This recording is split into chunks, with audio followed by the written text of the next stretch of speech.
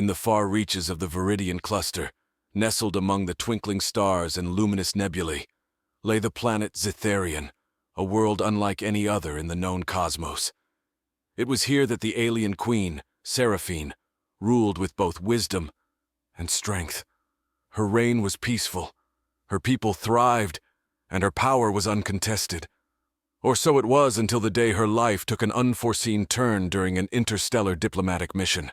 Seraphine's spacecraft, the Etherian, was cruising through the less charted sectors of the Andromeda Galaxy when a sudden asteroid shower caught them off guard.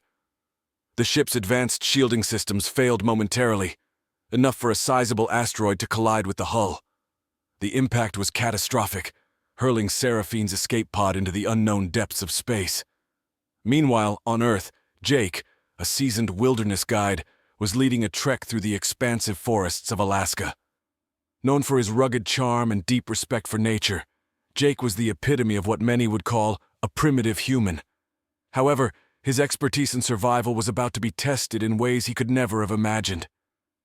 As night fell, a brilliant streak of light tore through the Alaskan sky. Jake watched in awe as what he initially thought was a shooting star changed its course, heading straight for the nearby thicket. With cautious curiosity, he approached the crash site, where he found the damaged escape pod nestled among the trees. Inside, he was startled to find not a satellite or space junk, but a creature of breathtaking beauty. Seraphine. Her features were both mesmerizing and alien.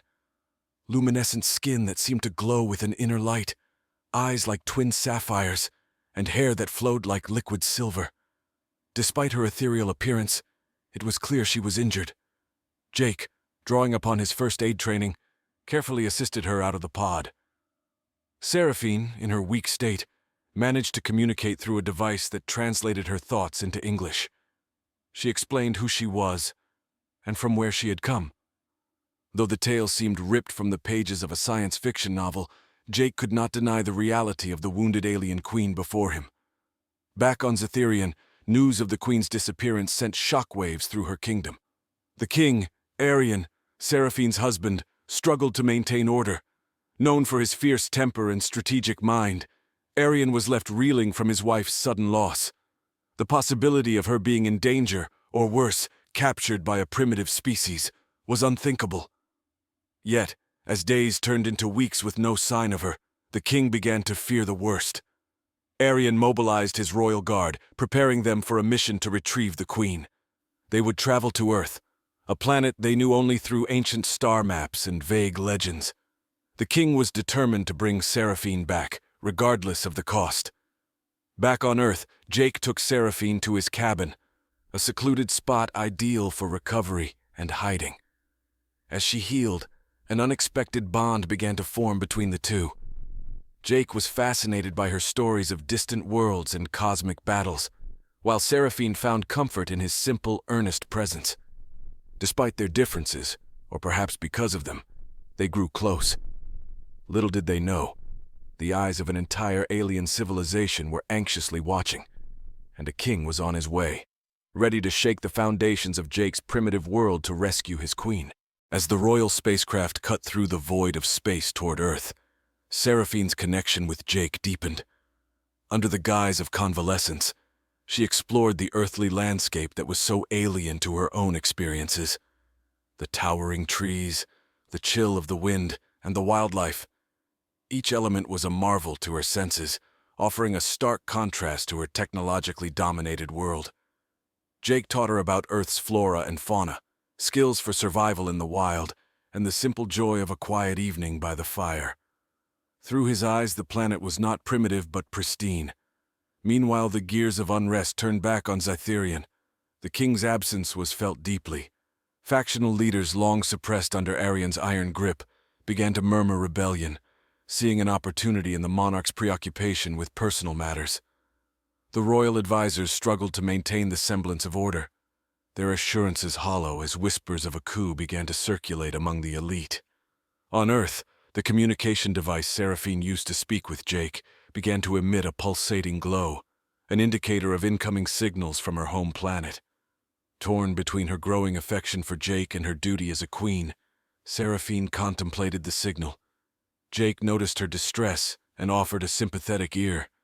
She confided in him about the political strife that her absence might be causing, revealing the depth of her responsibilities. Choosing to focus on the present, Seraphine temporarily set aside the device, turning her attention back to Earth and the human beside her. They spent days exploring the rugged landscapes, and Jake showed her how to fish in the rushing rivers and track animals in the dense forests. These moments, filled with laughter and shared discovery, cemented a rare bond between them, transcending their world's boundaries. Unbeknownst to them, Arian's fleet had entered the solar system, their ships cloaked in stealth technology perfected over millennia. The king's determination was fueled by both a desire to reunite with his wife and the pressing need to assert his authority, which was now being questioned by his peers. One evening, as the sky darkened and the first stars appeared, Seraphine's device activated on its own, no longer able to ignore the persistent calls from Zetherian. The message was clear. Her kingdom was on the brink of chaos. Feeling the weight of her crown, Seraphine disclosed everything to Jake: the power struggles, her husband's temper, and the potential war that her prolonged absence might ignite. Jake listened, his expression a mix of concern and resolve.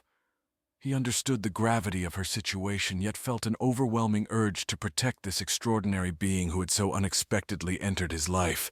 Together, they devised a plan. Seraphine would confront her responsibilities as queen, but not alone.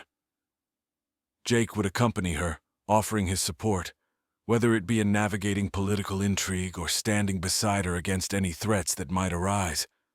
As they prepared for the inevitable arrival of the alien king and his fleet, Jake and Seraphine fortified their bond, ready to face whatever challenges awaited them. In the quiet before the storm, they found strength in their unity, an interstellar alliance forged not just by circumstance, but by the undeniable power of shared understanding and respect. Under the cover of night, the royal fleet descended into Earth's atmosphere, their presence still masked by the advanced cloaking technologies. King Arian, standing at the helm of his flagship, felt a mix of anticipation and dread as he approached the recovery of his queen. His heart longed for Seraphine, yet his mind was plagued with worries about the stability of his rule and the potential upheaval her absence had stirred. Back at the cabin, Seraphine and Jake prepared for what might come. They had fortified the small wooden structure with technology Seraphine had salvaged from her escape pod, turning it into a stronghold that blended primitive earthiness with alien sophistication. They had also set up defensive perimeters, not to fight, Seraphine insisted, but to negotiate under the shield of safety. As dawn broke, the quiet of the morning was shattered by the sudden deactivation of the fleet's cloaking device, revealing the imposing form of the alien ships hovering silently over the Alaskan wilderness. The sight was awe-inspiring and terrifying in equal measure, a display of power meant to assert dominance and control. The first of the royal guards landed near the cabin, their armor gleaming in the morning light, weapons at the ready but not raised, a sign of the king's command to retrieve without hostility unless provoked. Seraphine stepped out to meet them, her demeanor regal and calm, her voice steady as she spoke through the translator device. "I am here. I am unharmed. Take me to my husband." Jake watched, his protective instincts clashing with his trust in her decision.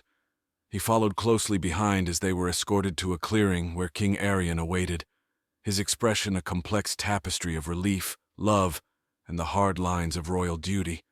The reunion between Seraphine and Arian was charged with emotion. They embraced, a moment of private connection amid the watchful eyes of their entourage. Words passed between them, low and urgent, discussing the kingdom's state, the brewing conflicts, and her experiences on Earth. Turning to Jake, Arian's gaze was initially one of assessment, measuring the man who had saved his queen. The atmosphere was tense, filled with unspoken questions about loyalty, gratitude, and the boundaries between worlds. Seraphine introduced Jake not just as her savior, but as a friend, emphasizing his bravery and kindness. Arian, still processing the implications, nodded slowly. "You have our gratitude, Earthman. Your actions have preserved not just my queen, but our peace. You shall be honored." The discussion shifted to logistics, with Seraphine advocating for a peaceful approach to their departure from Earth. She suggested that they share knowledge and open diplomatic channels between Zetherian and Earth. Jake, understanding the technological and political gap between the two civilizations, agreed, seeing it as an opportunity to foster understanding and perhaps protect his own world from future invasions or misunderstandings. As negotiations commenced, Jake found himself drawn into a dialogue that spanned solar systems. He spoke of Earth's cultures and conflicts, its beauty and vulnerabilities, laying the groundwork for a mutual respect that could hopefully withstand the tests of time and space. Meanwhile, Arian arranged for their immediate return to Zetherian, his mind occupied with the strategic movements back home.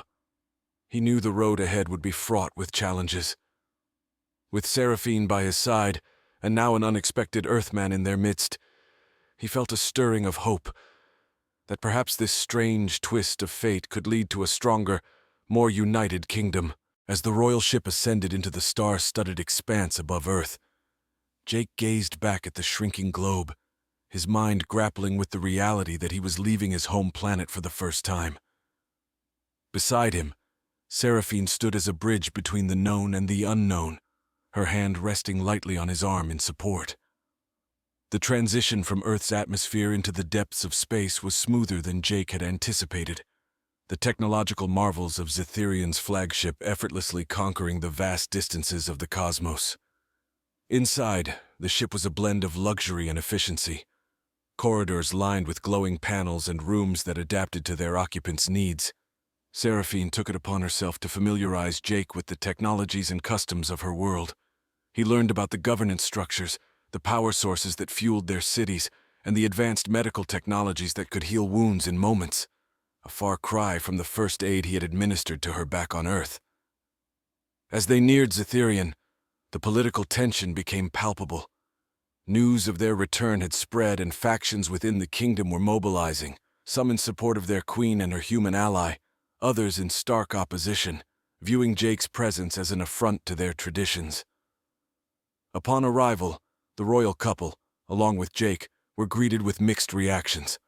A crowd had gathered, a mosaic of expressions ranging from joyous to hostile.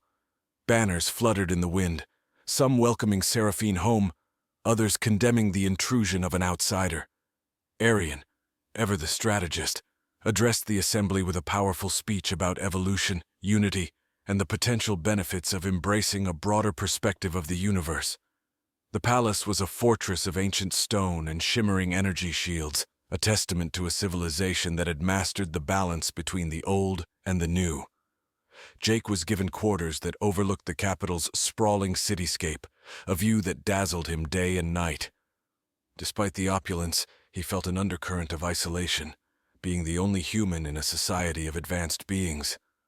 Negotiations between Earth and Zetherian commenced with Jake as Earth's unofficial representative. He sat at large round tables, discussing potential treaties that covered technology exchange, cultural sharing, and protective measures for both worlds. The discussions were intense, each session extending for hours as they delved into the minutiae of interstellar diplomacy. Meanwhile, Seraphine worked tirelessly to stabilize her reign. She met with her advisors daily, mediated disputes, and used her influence to quell the rising unrest. Her evenings were spent with Jake, sharing what they had each faced that day, finding comfort in their shared challenges. In one significant meeting, Jake proposed the establishment of an interstellar conservation area on Earth, a gesture that showed his commitment to protecting his home planet's environment while allowing Zetherian scientists to study its biodiversity. The proposal was well received, marking a pivotal moment in the talks, showcasing how mutual respect could pave the way for beneficial relationships. As the days turned into weeks, the initial skepticism within the court began to wane. The benefits of the new alliance started to bear fruit. Technological advancements on Earth accelerated, and Zetherion enjoyed a period of cultural renaissance, inspired by the influx of new ideas from a previously unknown world. Despite the progress, the shadows of dissent still loomed. A faction led by a powerful council member, Lord Virik, saw the changes as a dilution of their heritage. Covert meetings and silent gatherings hinted at a brewing storm. one that threatened to disrupt the fragile peace that Seraphine and Jake worked so hard to establish. Tensions on Zetherian escalated as Lord Virek's dissent transformed from murmured grievances into overt challenges. His charismatic influence had swelled the ranks of the traditionalists, those who viewed any external influence as a threat to their cultural purity. The council chambers, once a place of deliberation and decision, became an arena of ideological conflict. In these sessions, Seraphine maintained her composure, her arguments interwoven with both the wisdom of her ancestors and the innovative spirit she had embraced since encountering Earth. Beside her, Arian stood as a steadfast supporter, his tactical acumen focusing on quelling the unrest without resorting to authoritarian measures. He knew that any misstep could ignite the simmering tensions into open revolt. Jake, meanwhile, found himself increasingly involved in the socio-political intricacies of Zetherian. His presence at council meetings was both a symbol of the new alliance and a point of contention. He navigated this complex landscape with advice from Seraphine and a growing understanding of the stakes involved. His speeches, initially hesitant, grew in confidence as he drew parallels between Earth's historical challenges and the current situation on Zetherian, advocating for unity and progressive adaptation. One evening, as the royal couple and Jake reviewed strategies in their private chambers, an urgent message arrived. Lord Virek had organized a rally, one that promised to be the largest gathering of dissenters yet. It was to be held at the Grand Concourse, a historic site that symbolized Zetherian's heritage and independence. Realizing the potential for this event to either bridge divides or deepen them, Seraphine decided to address the gathering personally. Against the advice of her security team, she, Arian, and Jake prepared to confront the situation head-on, hoping to turn the tide of rising discontent. The Grand Concourse was overflowing when they arrived, the crowd a sea of faces marked by passion and defiance. Virek was already speaking, his voice amplifying across the vast space, stirring the crowd with his rhetoric about purity and tradition. As Seraphine stepped forward, a hush fell over the assembly. Her appearance was a statement in itself, dressed in the traditional garb of her people, yet adorned with Earth's emblems. She embodied the fusion of cultures she championed. She spoke earnestly about the future, about the dangers of stagnation and the promise of openness. She acknowledged their fears, validated their pride in their heritage, and proposed a path forward that did not abandon their roots, but rather allowed them to flourish anew through exchange and collaboration. As Seraphine concluded, the crowd's reaction was mixed. Some cheered, seeing in her words the hope for a brighter future, while others remained skeptical, their beliefs too entrenched to be swayed by a single speech. Jake felt a swell of pride for her bravery and the eloquence with which she bridged worlds. The meeting ended without incident, but the undercurrents of discord remained. As they left, Virek approached, his expression one of cold respect. "Your words are as polished as the stars, Your Majesty, but words alone will not quell the fire of tradition," he said, his tone a veiled threat. In the following days, Seraphine's outreach intensified. She initiated cultural exchanges, bringing artists, scholars, and common folk from Earth to share their knowledge and perspectives. She launched initiatives that leveraged Earth's technology to enhance Zetherian's infrastructure, ensuring that benefits were tangible and widespread. Jake took on a more formal role as an ambassador, his unique position allowing him to mediate between different worlds with authenticity and respect. His efforts were crucial in establishing a foundation of trust and cooperation that began to permeate through the layers of Zetherian society.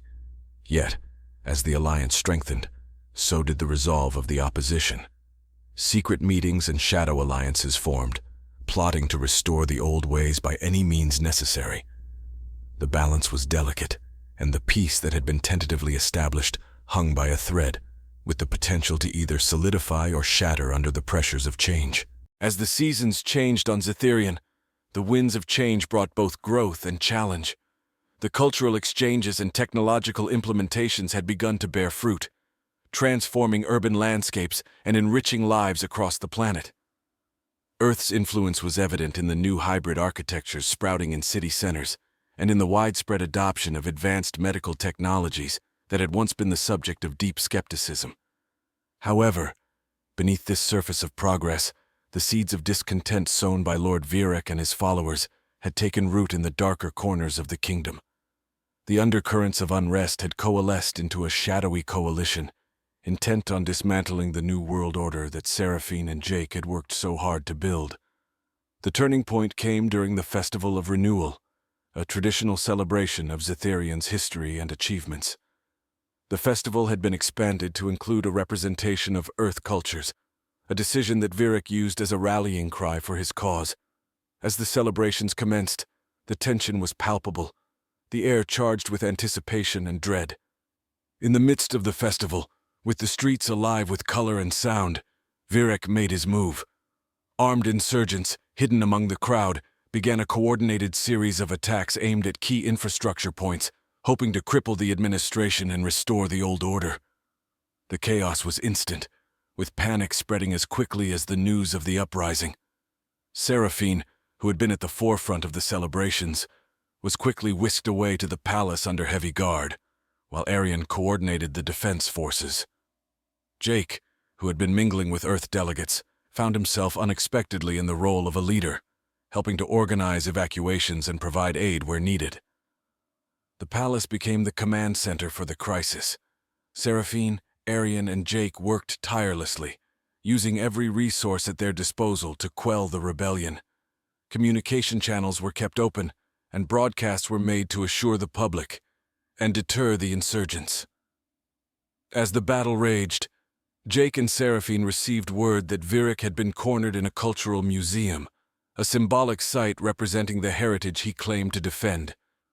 With a small contingent of royal guards, they confronted him, hoping to end the conflict without further bloodshed. The confrontation was tense, with Virek defiant to the last. He accused Seraphine of betraying their people and diluting their heritage with foreign influences. Seraphine responded not with anger but with a plea for peace, offering Virek a chance to see the benefits of their new path, to join in shaping a future that honored tradition while embracing change. Moved by her sincerity and the clear vision she held for their people, some of Virek's followers began to waver, their resolve crumbling as the reality of their actions became apparent. Faced with growing dissent within his own ranks and the persuasive power of Seraphine's words, Virek surrendered, a symbolic end to the old guard's resistance. In the aftermath of the uprising, Zetharian embarked on a period of rebuilding and reconciliation. Virek and his key supporters were tried and sentenced, not with vengeance but with a focus on rehabilitation and reintegration. The kingdom implemented reforms that strengthened democratic structures and promoted transparency, reducing the likelihood of similar conflicts in the future. Seraphine and Jake, now recognized as heroes of the kingdom, continued to foster the alliance between Earth and Zetharian. Their bond, tested in the fires of conflict, had proven unbreakable, and together they looked forward to a future where both their worlds could thrive in mutual respect and shared prosperity. As peace settled over the kingdom, the lessons of their trials resonated deeply, a reminder of the delicate balance between preserving the past and embracing the future, a balance that they would continue to navigate together under the twin stars of Zetharian and Earth.